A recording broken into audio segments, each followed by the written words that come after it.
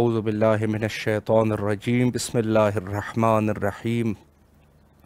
इमाम हुसैन अलैहिस्सलाम फ़ोर आलमी चैनल करबला मुक़द्दसा के ऑनलाइन ट्रांसमिशन प्रोग्राम मारिफ़त मुंतज़र अजलल्लाहु ताला फ़रजहु शरीफ में आपकी खिदमत में हाज़िर है।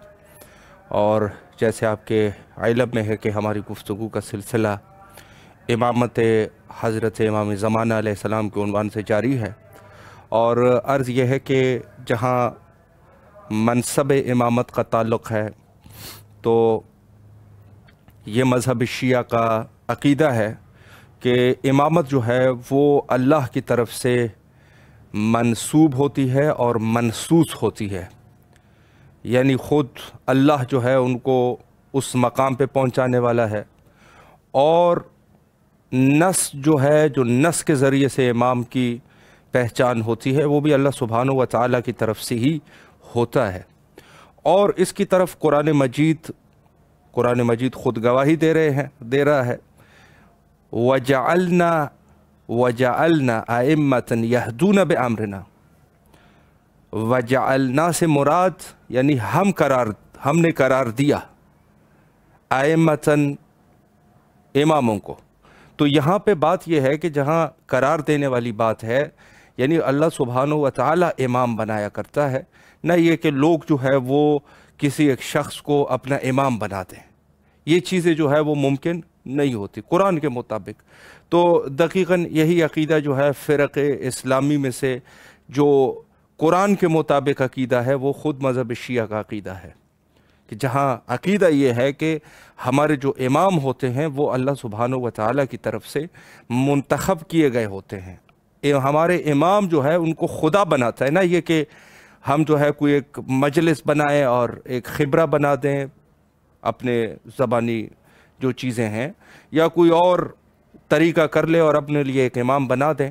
तो ये चीज़ें जो है वो कुरान के मुखालिफ चीज़ें हैं।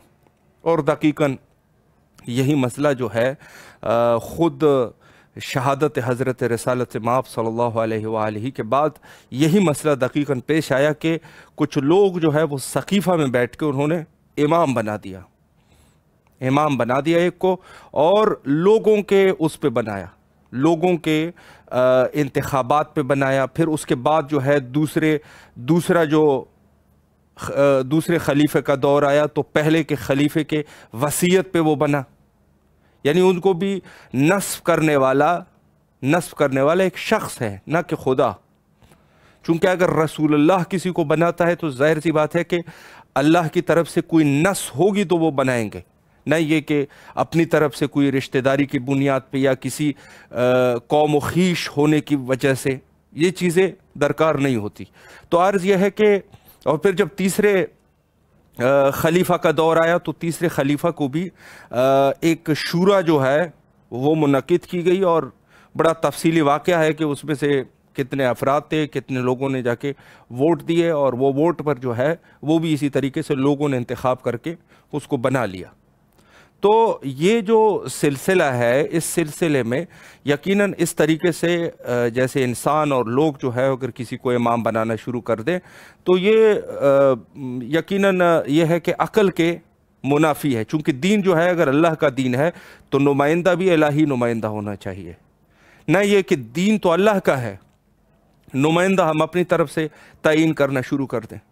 तो ऐसा जो है वो हम अक़ल के मुताबिक नहीं है और हम नस के मुताबिक नहीं, यानी ना कुरान का इस किस्म का कोई आयत कुरान में मौजूद है, न जो है वो हदीस में किसी ऐसी चीज़ की तरफ इशारा है कि हम अपनी तरफ से एक शख्स को, मसलन हम उसको अच्छा शख्स मानते हैं, वो वाक़ई अच्छा है भी कि नहीं है। इसमें जो है इमामत के लिए शर्त यह है कि जो दीन का पेशवा होगा वो दीन का पेशवा अल्लाह सुब्हानहू व तआला की तरफ से होना चाहिए। तो ये चीज़ जो है बड़ी कॉमन है और हर शख्स इसको आराम से समझ भी सकता है। दुनियावी मिसालें आप बेशुमार दुनियावी मिसालों को भी दे सकते हैं। अगर कोई इदारा है, उस इदारे को बनाने वाला एक शख्स है, उस निज़ाम को बनाने वाला एक शख्स है, वो कहीं जा रहा है तो वो एक शख्स को अपनी तरफ से बनाएगा कि ये इस इदारे के लिए ये शख्स जो है वो मुनासिब है। तो ये چونکہ ادارہ قوانین جو ہے اس نے بنائے ہیں، تو ظاہر ہے کہ جو اس جگہ پر اور اس کرسی پر جو مدیریت کی کرسی ہوتی ہے، اس پر بھی وہ ایک ایسے شخص کو بیٹھائے گا جو اس کے اپنے مرضی کے مطابق ہوگا، نہ یہ کہ دوسرے جو کارکن ہیں وہ آپس میں اکٹھا ہو جائے اور ایک کو بنا لے، یہ نہیں چلے گا، چونکہ آئین بنانے والا وہ شخص ہے۔ یہ دنیاوی مثالیں ہے، تو جب دین ہے، دین کو بنانے والا اللہ سبحانہ و تعالیٰ کی ذات ہے، تو پھر ان کے لیے نمائندہ بھی اسی طریقے سے ہونا چاہیے کہ اللہ کی طرف سے ایک منتخب نمائندہ ہو جو کہ اس دین کی صحیح طریقے سے محافظت کر سکے۔ تو اسی طریقے سے یہی جو ہے عقلی عقیدہ ہمارے مذہب شیعہ کا عقیدہ ہے، اور یہی قرآن کا فیصلہ ہے، جیسے آیت قرآنی میں فرمایا کہ ہم نے ائمہ کو قرار دیا، یعنی بنایا۔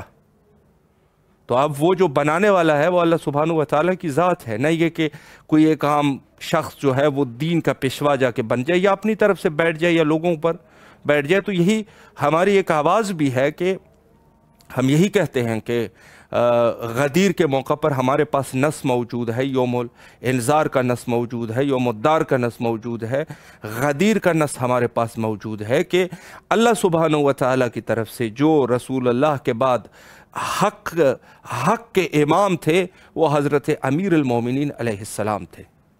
تو ہمارے پاس نص موجود ہے، اور ہم کہتے ہیں کہ یہ منسوب من اللہ بھی ہے، منسوس من اللہ بھی ہے، وہ حضرت امیر المومنین علیہ السلام کی ذات مقدسہ ہے۔ تو ہم لوگ جو ہے اس چیز پر آج بھی ہے اور اس چیز پر ڈٹے ہوئے ہیں کہ یہ کام جو ہے، جب دین اللہ کا ہے تو نمائندہ بھی اللہ کا ہونا چاہیے، الہی نمائندہ ہونا چاہیے، اور دوسرے جو لوگ ہیں وہ اس چیز میں دلائل بھی لے کے آتے ہیں۔ بہرحال وہ دلائل کس قدر جاندار دلائل ہے وہ یا جو بھی ہے ان کا اپنا عقیدہ ہے، لیکن یہ ہے کہ ہم لوگ جو غدیر کے مسئلے پر ڈٹے ہوئے ہیں، اور بعض لوگ اعتراض کرتے ہیں کہ بے شک چلو ہم نے مان بھی لیا کہ حضرت امیر المومنین علیہ السلام حق پر تھے اور خلیفۃ بلا فصل تھے، چلو تیسرے پہلی دفعہ پہ پہلے نمبر پر نہیں آئے، دوسرے پہ نہیں آئے، تیسرے پر نہیں آئے، چوتھے نمبر پر آگے، کیا فرق پڑے گا؟ تو ہم کہتے ہیں نہیں، فرق پڑے گا۔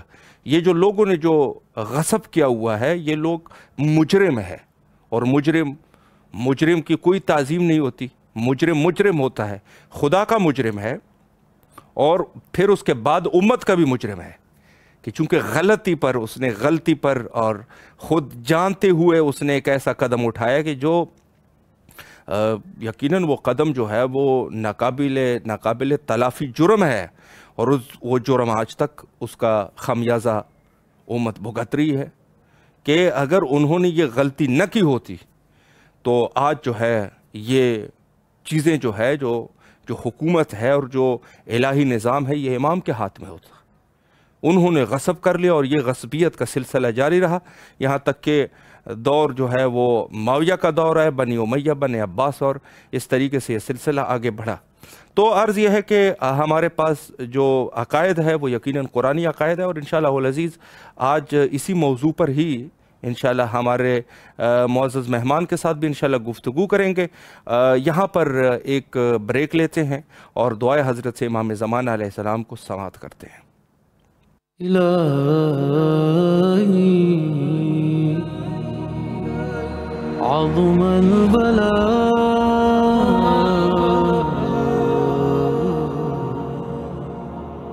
وبرح الخفاء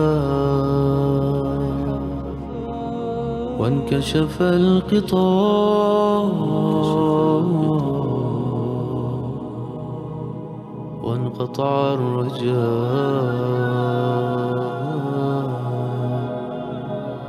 وضاقت الأرض ومنعت السماء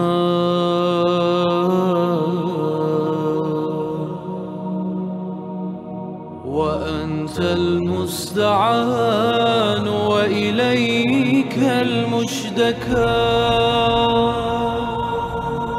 وعليك المعول في الشدة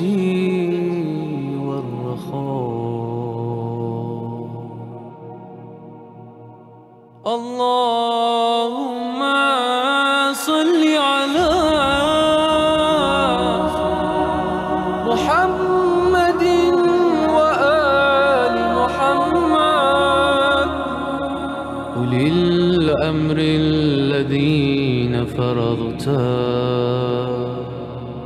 علينا طاعتهم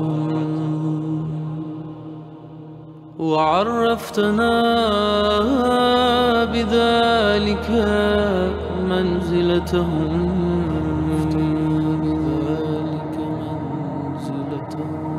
ففرج عنا بحقهم فرجا عاجلا غريبا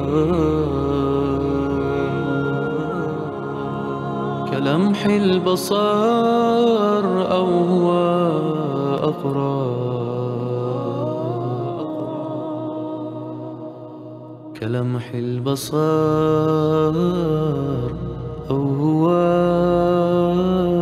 أقرب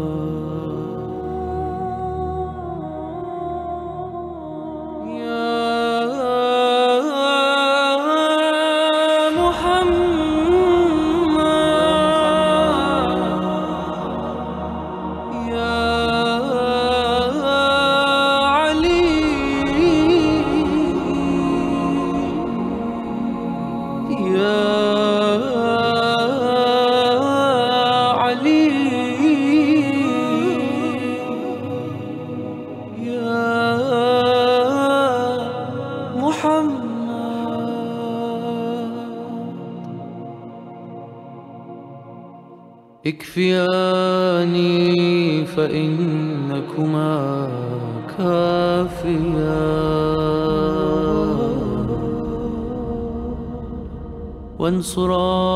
وانصراني فإنكما ناصران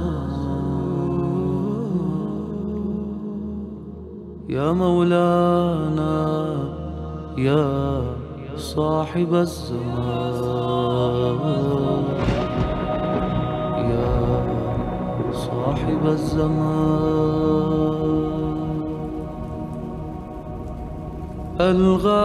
الغوث الغوث الغوث أدركني أدركني أدركني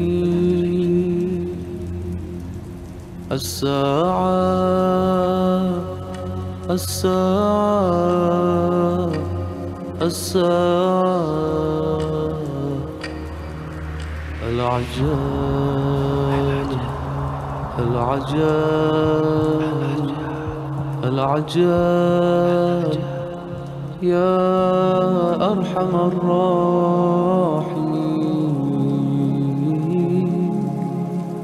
بحق محمد وآله الطاهرين. دوبارہ آپ کی خدمت میں حاضر ہے اور اس وقت آپ حضرت امام زمانہ علیہ السلام کے دعا کے خوبصورت کلمات ملاحظہ فرما رہے تھے. پروگرام کے سیگمنٹ میں آج کے ہمارے معزز مہمان حجت الاسلام المسلمین عالی جناب مولانا سید رضا علی کاظمی صاحب قبلہ ہمارے ساتھ موجود ہے.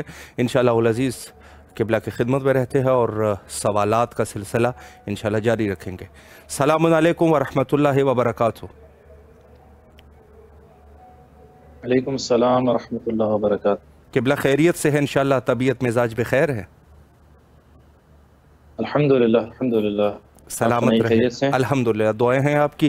سب سے پہلے تو امام حسین علیہ السلام ٹی وی کے تمام اراکین کی طرف سے آپ کے نہایت ہی ممنون اور مشکور ہے کہ آپ نے اپنی قیمتی اوقات میں سے یہ وقت ہمیں دیا اور خدمت کا موقع فراہم فرمایا.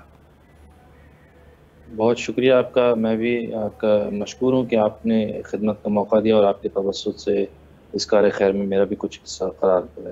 سلامت رہے قبلہ. بزرگواری ہے آپ کی. میں وقت کو ضائع کیے بغیر سوالات کا سلسلہ آپ کے خدمت عالیہ میں شروع کرنا چاہوں گا. اور پہلا سوال جو ہے وہ یہ ہے کہ پروگرام کے ابتدائی سیگمنٹ میں بھی ہم اسی پر گفتگو کر رہے تھے امامت کے اوپر, تو اسی عنوان سے پہلا سوال میں کرنا چاہوں گا کہ کیا امامت کا انتخاب عوام الناس کر سکتی ہے یا یہ ایک امر الہی ہے؟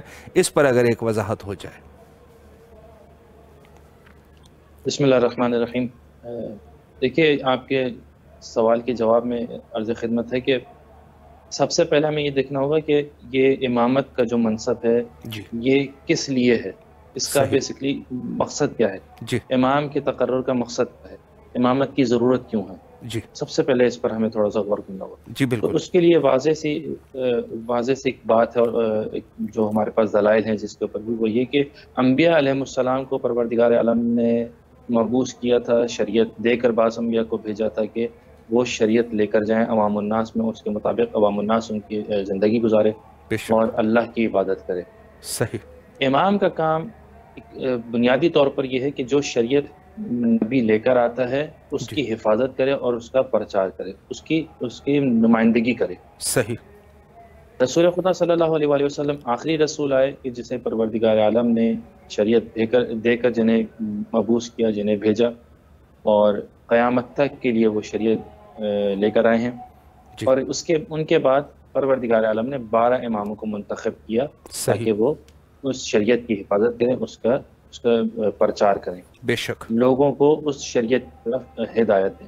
جی آپ کے سوال کے جواب میں مزید عرض یہ کروں کہ تو یہ واضح ہو گیا کہ ہمیں امام کی ضرورت کیوں ہے، صحیح، امامت کی ضرورت کیوں ہے، بے تاکہ شک، جو دین اللہ نے نبی کے ذریعے بھیجا ہے اس کی حفاظت کی جا سکے۔ صحیح، عزیز محترم، دیکھیے مشکل یہاں پر یہ ہے کہ اللہ نے جب دین کو بھیجا ہے جی تو اس دین کو بھیجنے کا اہتمام بھی اللہ نے اس طرح کیا کہ خود نبی کو مبعوث کیا، خود تقرر کیا نبی کا بے شک، کہ یہ ایک خاص نبی ہے جس کے ذریعے سے اس دین کو پہنچایا جائے گا۔ صحیح، تو جب دین کے بھیجنے کے معاملے میں اللہ نے نبی کے تقرر کا ذمہ اپنے لیے رکھا ہے، اپنے اوپر رکھا ہے، تو طبعاً یہ ایک لازمی سی بات ہے کہ اس دین کی حفاظت کا ذمہ بھی اللہ نے خود اپنے اوپر رکھا ہے، بے شک، صحیح، اس کے محافظان کا تقرر بھی اللہ نے اپنے لیے رکھا ہے۔ جی اچھا، یہاں پر جو عموماً جو دلائل دیے جاتے ہیں، قرآنی آیات ہمارے پاس واضح ہیں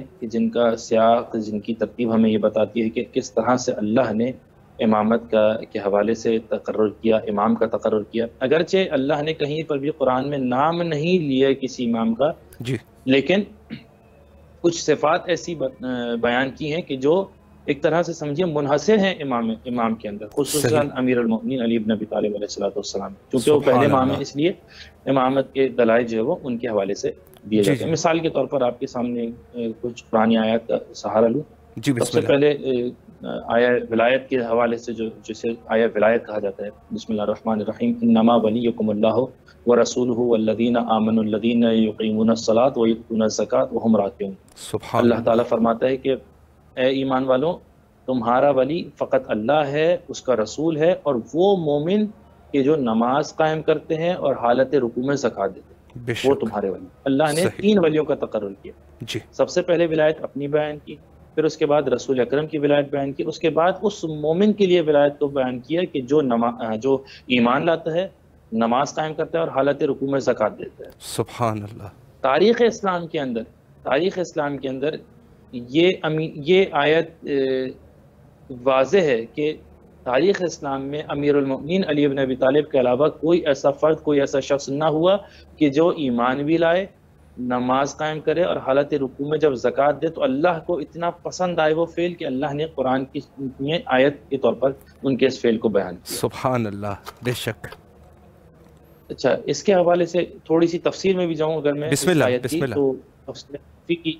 روایت ہے، حضرت ابو ذر غفاری علیہ السلام وہ اس روایت کے راوی ہیں، اور فرماتے ہیں کہ ہم جب رسول اکرم صلی اللہ علیہ وآلہ وسلم کی ابتدا میں نماز پڑھ رہے تھے مسجد نبوی میں، جی تو ایک مرتبہ ایک سائل آیا اور آ کر سوال کرنے لگا، جی کسی نے اس کو جواب نہیں دیا، صحیح، اس کے سوال پر کسی نے جواب نہیں دیا، پھر دوسری مرتبہ سوال کیا اسی سائل نے، تب جی بھی کسی نے جواب نہیں دیا، پھر تیسری مرتبہ سوال کیا، تب جب بھی کسی نے جواب نہیں دیا تو اس نے اب جو اس نے جملے کہے اس پہ غور کیجیے گا، کہنے لگا کہ پروردگار گواہ رہنا کہ تیرے در پہ آ کر، تیرے گھر میں آ کر، تیرے لوگوں سے، تیرے بندوں سے میں نے تیرے نام پر سوال کیا تھا، کسی نے کچھ بھی عطا نہیں کیا۔ اللہ اکبر، اس کا یہ جملہ کیا تھا؟ ایک مرتبہ امیر المؤمنین علی بن ابی طالب علیہ السلام جو نماز کی حالت میں تھے اور حالت رکوع میں تھے، جی اپنے سیدھے ہاتھ کو بلند کیا، اشارہ کیا، اور سائل انگشتری مبارک کو صدقے کے طور پر لے گیا، زکوٰۃ کے طور پر۔ سبحان اللہ، سبحان اللہ، بے شک، افضل فرماتے ہیں کہ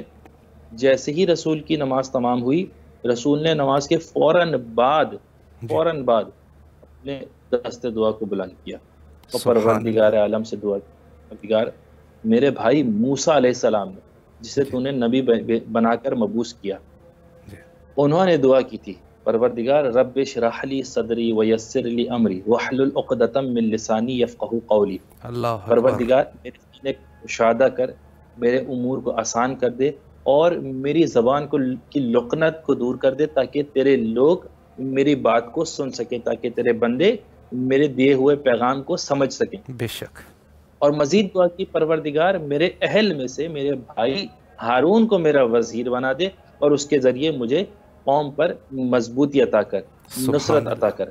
بے شک، رسول خدا فرماتے ہیں پروردگار تو نے میرے بھائی موسیٰ کی دعا قبول کی اور فرمایا کہ ہم نے ہارون کو تمہارا وزیر بنایا اور اس کے ذریعے تمہیں مضبوطی عطا کی۔ بے شک، اب رسول خدا فرماتے ہیں کہ اے پروردگار میں تیرا صفی بندہ ہوں، میں تیرا برگزیدہ بندہ ہوں، میں محمد ہوں۔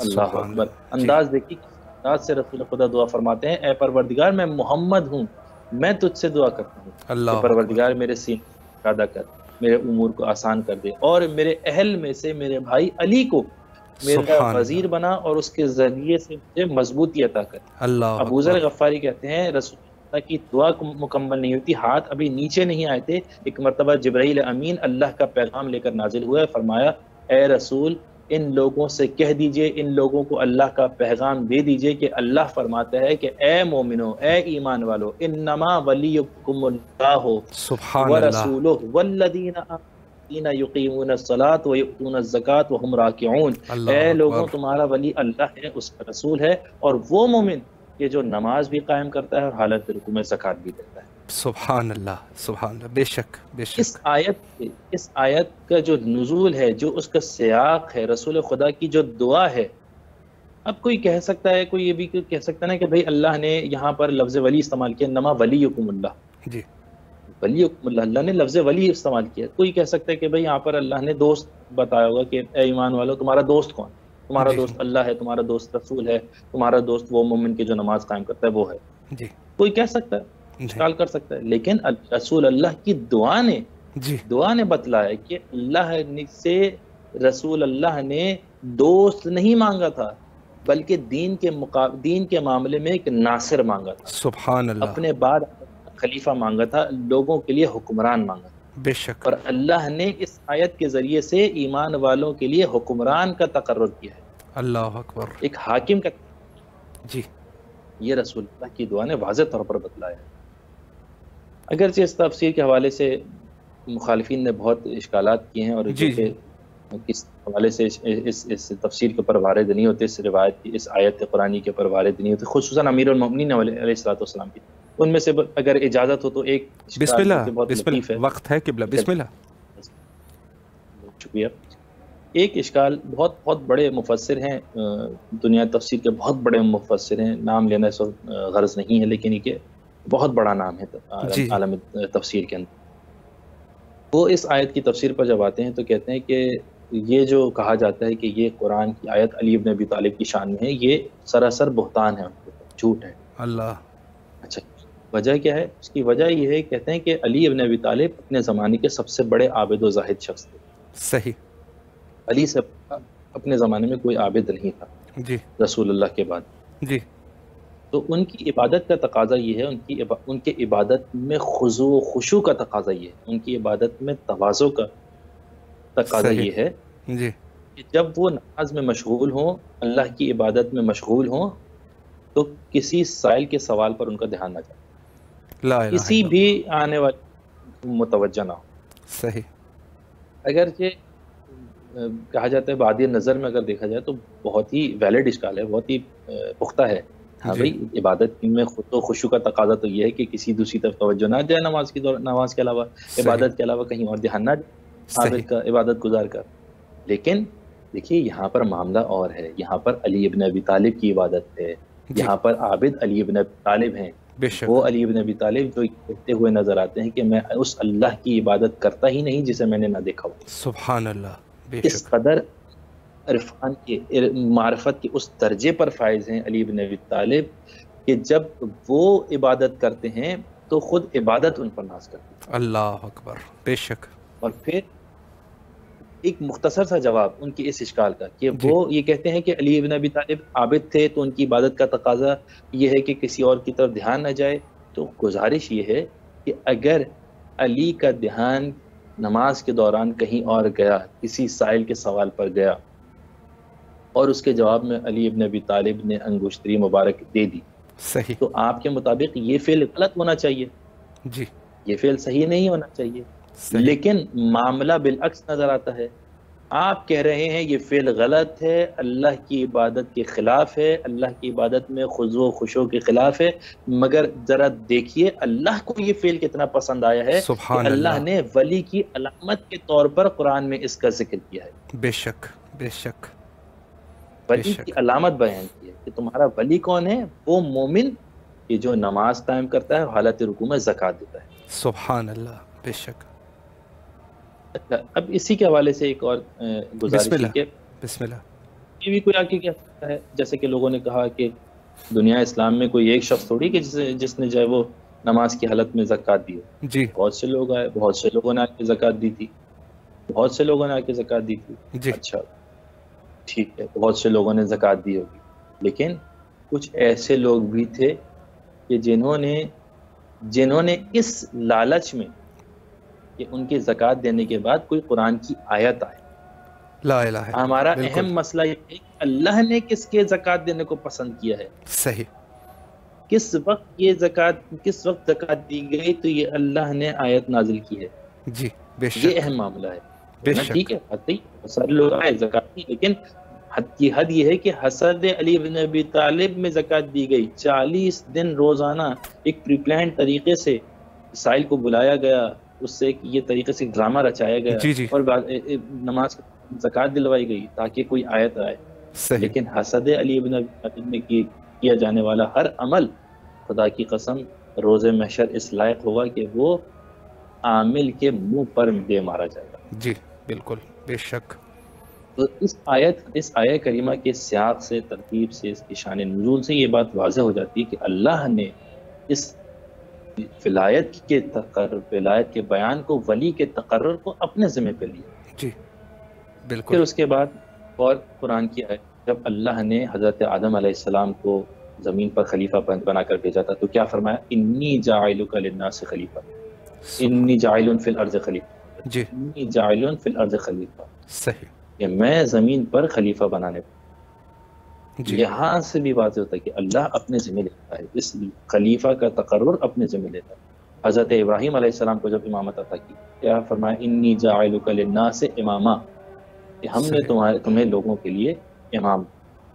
جی پھر حضرت ابراہیم نے جب یہ سوال بھی کیا، دیکھیے بہرحال اگر انسانی فطرت کا تقاضا ہے کہ انسان اپنے بعد آنے والی اولاد کا سوچتا ہے، اپنے بعد آنے والی نسل کا سوچتا ہے. حضرت ابراہیم نے پوچھا اللہ سے، کیا یہ عہدہ، یہ منصب میری اولاد تک جائے گا؟ جی. اللہ نے اس وقت بھی اشارہ کیا کہ لا ینال عہد الظالمین، اللہ اکبر. یہ ظالم تک یہ عہدہ نہیں جائے گا. صحیح. یہاں سے دیکھیے یہ حضرت ابراہیم کا سوال کرنا، اللہ کیا اس کے بعد جواب دینا، یہ تمام وہ سیاقات ہیں، وہ قرینے ہیں کہ جو بتاتے ہیں کہ اللہ نے خالصتاً اپنے ذمہ لیا ہے اس امامت کا تقرر، امام کا تقرر. بالکل.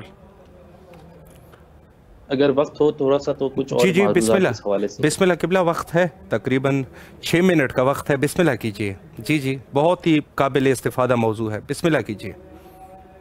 بالکل، بہت شکریہ، جزاک اللہ. ایک مختصر سی بات یہ ہے کہ چھوٹی سی دلیل یہ کہ دیکھیے اگر اللہ نے، چلیں کوئی یہ کہے کہ بھئی اللہ نے انسان کو، مسلمانوں کو یہ حق دیا ہے کہ وہ اپنے لیے امام کا تقرر کریں، مان لیا، ٹھیک ہے. صحیح. نقصان کیا ہوگا؟ جی عام مسلمان، اگرچہ بہت بڑی تعداد ہو مسلمانوں کی، جی بہت بڑا گروہ ہو، بالکل. وہ سب مل کر کسی ایک امام کے اوپر اتفاق کر لیں، لیکن اس کا نقصان کیا ہوگا؟ صحیح. جو اگرچہ اس نقصان کا احتمال ہے، وہ کیا ہوگا کہ وہ جس انسان کا تقرر کریں گے، جی وہ جس امام کا تقرر کریں گے، اس میں وہ ممکن ہے کہ غلطی کا امکان اس میں ہو، جی وہ بالکل. خطا کار ہو، وہ گناہ گار ہو. ممکن یقیناً. ہو سکتا ہے وہ اپنی جگہ وہ اپنی جگہ متقی ہوگا، یہ ممکن ہے، لیکن وہ معصوم نہیں ہو سکتا. صحیح. بے شک. وہ بالکل. معصوم نہیں ہوگا. اللہ جس کا تقرر کرے گا وہ معصوم ہوگا. جی معصوم اگر غیر معصوم کا انتخاب کر لیا جائے اور پھر اس کے پیچھے اس کی قیادت میں دین کی معرفت حاصل کی جائے، اللہ کی معرفت حاصل کی جائے، تو اس کا نقصان کیا ہوگا؟ گویا ایسے ہی ہے کہ اللہ یہ اجازت دے رہا ہے کہ کسی خطا کار شخص کی رہبری میں، اس کی قیادت میں تم دین کی معرفت حاصل کر لو، تم مجھ تک پہنچ جاؤ. صحیح. گویا ایسا ہی ہے کہ اللہ اجازت دے رہا ہے کہ کسی خطا کار شخص کی تم اتباع کر لو. جی بالکل. جبکہ قرآنی آیت سے، قرآن کے کلام سے یہ بات بھی واضح ہو جاتی ہے کہ اگر دین کا معاملہ ہے، اطاعت پروردگار ہے، کیونکہ امام کا کام یہی ہے کہ اطاعت پروردگار کی طرف لے کے جائے. یقیناً. گویا اس کی اطاعت ایسی ہی دین کے حوالے سے کہ اللہ کی اطاعت کرنا ہے، بے شک. رسول کی اطاعت کرنا ہے. دین کے معاملے میں امام کی اطاعت ایسی ہے جیسے رسول کی اطاعت کر رہے ہیں، کیونکہ اللہ نے اللہ کا ہی ایک قانون ہے کہ بھئی رسول کی اطاعت ہوگی دین کے حوالے سے، رسول کے بعد امام کی اطاعت کی جائے گی، خلیفہ کی اطاعت کی جائے گی.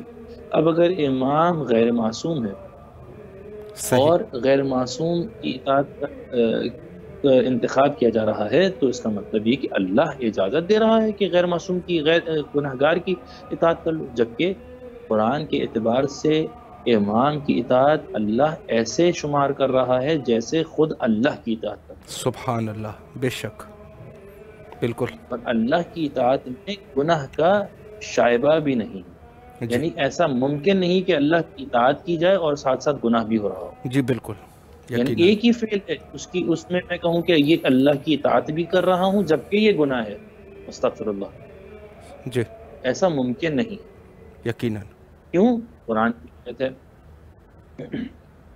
اللہ تعالیٰ فرماتا ہے کہ بسم اللہ الرحمن الرحیم یا ایھا الذین آمنوا اطیعوا اللہ واطیعوا الرسول واولی الامر منکم. سبحان اللہ. ایمان والو اطاعت کرو اللہ کی اور اطاعت کرو رسول کی اور اولی الامر کی. جی بے شک. سیاق آیت، ترتیب آیت یہ بالکل واضح کر رہی ہے صحیح. کہ اللہ نے جس طرح سے اپنی اطاعت کا حکم میں مطلق رکھا ہے، اطلاق رکھا ہے، یعنی جس حالت میں ہو اللہ کی اطاعت تم پر واجب ہے. بے شک. جس حالت میں بھی تم ہو، سو رہے ہو، چاہے جاگ رہے ہو، چاہے اٹھے ہوئے ہو، چاہے بیٹھے ہوئے ہو، کھانا کھا رہے ہو، چل رہے ہو، پھر جو کچھ بھی کر رہے ہو تم پر اللہ کی اطاعت واجب ہے. صحیح. اسی طریقے کی اطاعت تم اللہ رسول کے لیے لے کر آیا بے شک. کہ وَأَطِیعُوا الرَّسُولَ، کہ اللہ وَأَطِیعُوا الرَّسُولَ، اور رسول کی اطاعت کرو. مطلق رکھا ہے حکم، کوئی قید نہیں رکھی کہ بیٹھے ہوئے ہو تو اطاعت نہ کرنا، یا مثال کے طور پہ چل رہے ہو تو اطاعت نہ کرنا، یا کہیں مصروف ہو تو اطاعت نہ کرنا. ایسا نہیں ہے، ہر حال میں اطاعت کرنا. بے شک. اور پھر اولی الامر کا بھی اس طرح سے حکم ہے، وَأُولِي الْأَمْرِ مِنْكُمْ اطیعوا الرسول وَأُولِي الْأَمْرِ مِنْكُمْ. تم میں سے جو اولی الامر ہیں اس کی اطاعت کرو. اس کی اطاعت ایسی ہے جیسے رسول کی اطاعت، رسول کی اطاعت ایسی ہے جیسے اللہ کی اطاعت. جی بے شک. اگر اولی الامر غیر معصوم ہے، گناہگار ہے، تو گویا اللہ یہ حکم دے رہا ہے کہ غیر معصوم گناہگار کی اطاعت کرو. اور انسان کو کیسے پتہ چلے گا کہ گناہ کب کر رہا ہے، گناہ کب نہیں کر رہا ہے؟ کیونکہ امام کا کام ہمیں ہے یہی بتانا کہ گناہ کیا ہے اور غیر گناہ کیا ہے، اللہ کی اطاعت کیا ہے. جب خود وہ گناہگار ہوگا، گناہ کے معاملے میں اس کی اطاعت جائز ہے، تو وہ کیسے بتائے گا کہ گناہ کیا نہیں ہے؟ یقیناً. بالکل. اسی وجہ سے اللہ کے لیے لازم ہے، اللہ پر ہی واجب ہے. جی یہ کام اللہ ہی کا ہے، وہ امام کا تقرر کرے. پہلے نبیوں کا تقرر کیا، اس کے بعد ان کی شریعت کی حفاظت کے لیے اماموں کا بھی تقرر کرے. اسی لیے قرآن کی کئی آیات میں یہ اشارہ ہے، کئی آیات میں خود یہ اشارہ ہے. بعض آیات کے اندر بہت واضح اشارے ہیں اور بعض آیات کے اندر کافی مخفی اشارات ہیں. جی. روایات رسول خدا کی سیرت سے کئی جگہوں پر یہ واضح ہوتا ہے کہ اللہ نے امیر المؤمنین علی بن ابی طالب کو منتخب کیا امامت کے حوالے سے، تاکہ وہ لوگوں کی رہبری و قیادت.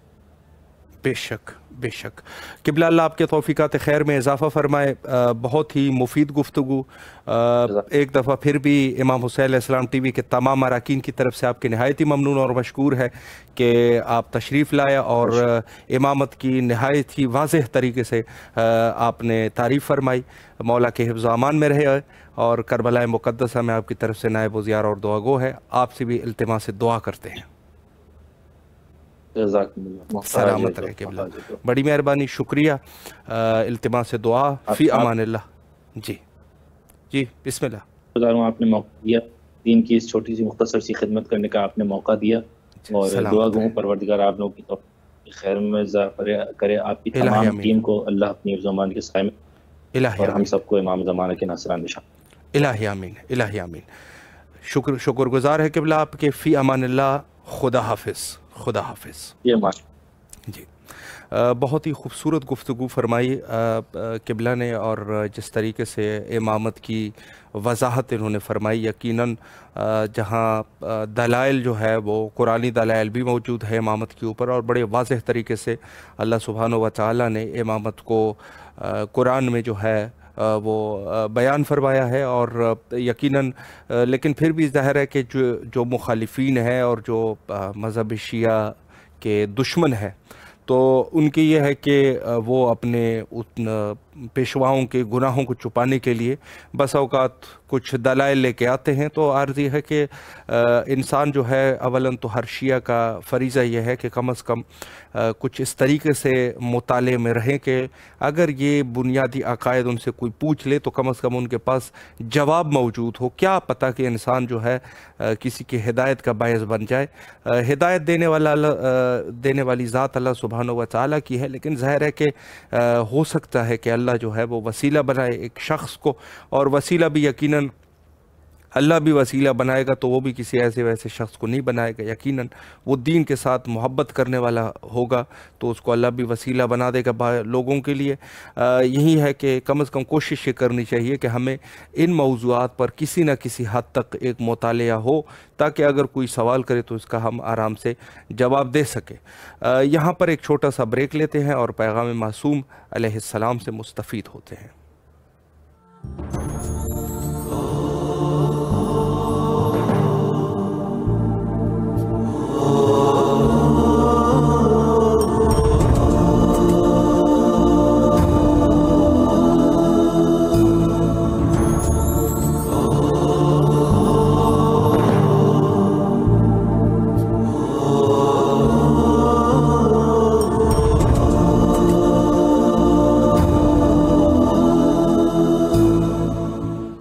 دوبارہ آپ کے حاضر خدمت ہے، اور پیام معصوم علیہ السلام کو آپ ملاحظہ فرما رہے تھے۔ حدیث شریف حضرت رسالت مآب صلی اللہ علیہ وآلہ سے جو روایت آپ نے ملاحظہ فرمائی، اس میں یہ ہے کہ میری امت کی سب سے عظیم عبادت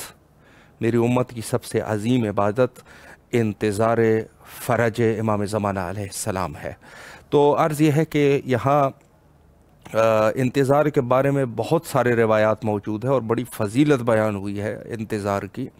تو انتظار کا طریقہ، اس پر بھی کچھ نہ کچھ گفتگو ہم نے کی ہے گزشتہ پروگرامز میں، لیکن یہ ہے کہ دیکھیں انتظار جو ہے اس عنوان سے اور اس طریقے سے کرنا چاہیے کہ بڑا باریکی مسئلہ ہے۔ یہاں پر انتظار ایسے نہیں ہے کہ انسان بیٹھ کے انتظار کرے، نہیں، یہ در حقیقت ایک ٹائم ہے کہ جس میں ہمیں اپنی تیاری کرنی ہے، آمادگی کرنی ہے، اور آمادگی کے لیے ظاہر ہے ضروری چیزیں جو ہے وہ یہ ہے کہ ہمیں دین کے ساتھ لگاؤ کرنا ہے۔ تو دیکھیں جیسے ابھی بحث جو ہے وہ امامت کی بحث ہے، اور یقیناً امامت جو ہے حضرت امیر المومنین علیہ السلام کی امامت جب ثابت ہو گئی، جو کہ ثابت ہے اور اس میں کوئی شک ہی نہیں، تو باقی جو ہے سب ائمہ کی امامت جو ہے وہ ثابت ہو جاتی ہے۔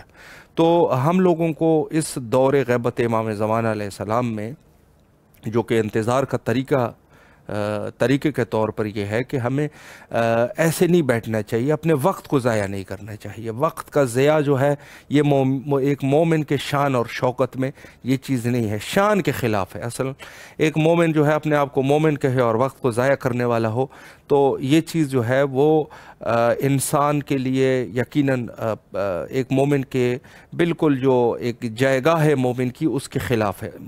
مسئلہ یہ ہے کہ دیکھیں ہمارے پاس بس اوقات دنیاوی کام بھی ہوتے ہیں اور دینی کام بھی ہوتے ہیں۔ دنیاوی کام کو بھی کوشش یہ کرنی چاہیے کہ ایک خدائی رنگ جو ہے ان کاموں کو بھی انسان دے کہ ہم جو ہے جو بھی کام کر رہے ہیں وہ خدا کے لیے کر رہے ہیں۔ اس کی وجہ یہ ہے کہ حتیٰ علماء اخلاق نے یہاں تک فرمایا کہ جب انسان کھانے کا لقمہ اٹھا رہا ہے تو نیت یہ ہونی چاہیے کہ یہ میرے پیٹ میں جائے گا اور اس سے مجھے طاقت ملے گی اور یہ ہو جائے گا کہ میں جو ہے وہ اللہ کی عبادت کر سکوں گا۔ تو یہ ایک کھانا بھی آپ کھا رہے ہیں اور ایک نیت بھی آپ کی ہو گئی، تو نیت جو آپ کی اللہ والی نیت ہے تو یقیناً اجر جو ہے اس کھانے کا بھی آپ کو اجر ملے گا۔ اور اسی طریقے سے انسان اگر دوسرے کام کر رہا ہے، ورزش کر رہا ہے یا دوسرے امور کر رہے ہیں، تو ان سب امور کا جو ہے ایک واسطہ جو ہے اللہ کے ساتھ ہونا چاہیے کہ جس طریقے سے ہم یہ کام کر رہے ہیں واسطہ اس کا اللہ کے ساتھ ہو۔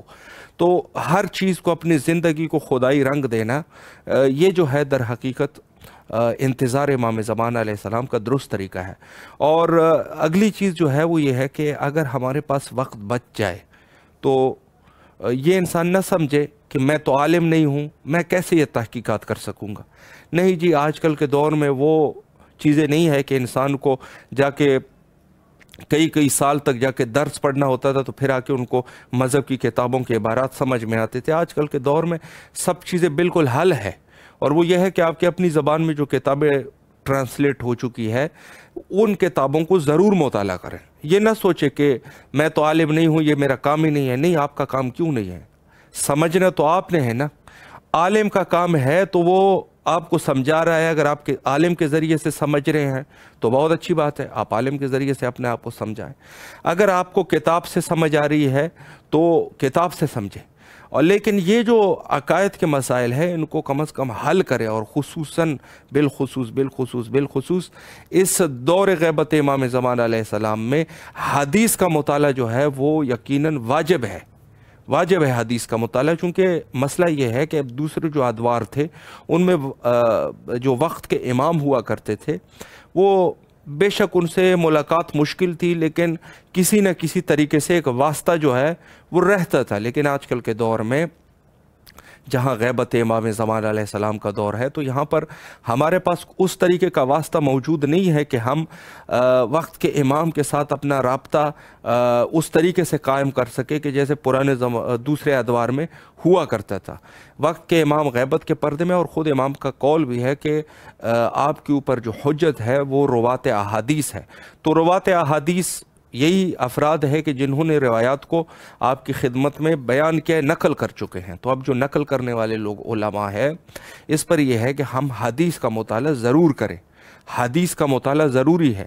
اور انسان کو یہ بھی نہیں سوچنا چاہیے کہ حدیث جو ہے یہ تو بڑی مشکل کام ہے۔ نہیں، کوئی مشکل کام نہیں ہے، یہ آپ کے لیے ہی ہے۔ بے شک اس میں سے کچھ ایسی چیزیں ہیں کہ جو واقعاً دقیق ہے، وہ علماء کے کام ہے، علم رجال ہے یا درایت ہے، جو بھی ہے، لیکن بعض چیزیں بڑی واضح اور اشکار ہے۔ تو کم از کم انسان کو اس دور غیبت میں اپنے نفس کا تزکیہ کرتے ہوئے معصومین کے فرامین تک رسائی کو ممکن بنانا چاہیے، کتابیں لینی چاہیے، پڑھنا چاہیے، اور مطالعات جو ہے وہ ضروری ہے تاکہ ہم جو ہے وہ پیغام معصوم کو صحیح طریقے سے ہمارے تک پہنچ جائے اور ہم صحیح طریقے سے سمجھ سکیں اور اپنے اعمال کو درست کرے۔ مطالعے کے بعد انسان ظاہر ہے کہ اپنے اعمال کو بھی درستگی یہی مقصود ہوتی ہے۔ تو ہمیں ہر حال میں اپنے وقت کے امام کے لیے یہ کرنا چاہیے کہ اگر ہمارے پاس کچھ اطلاعات، ہمارے دینی اطلاعات موجود ہوں گے تو ہم دنیا کے کسی بھی حصے میں جب جاتے ہیں تو وہاں ہمیں مخالفین سے بھی واسطہ پڑتا ہے اور موافقین سے بھی۔ تو ہمارے پاس یقیناً دلائل ہونے چاہیے، اور تمام کوششوں میں سب سے مہم کوشش دعا امام زمانہ علیہ السلام ہے کہ حجت خدا کے ظہور کے لیے دعا کریں۔ دعا گو ہیں تمام مومنین کے نیابت میں، اللہم عجل لولیک الفرج۔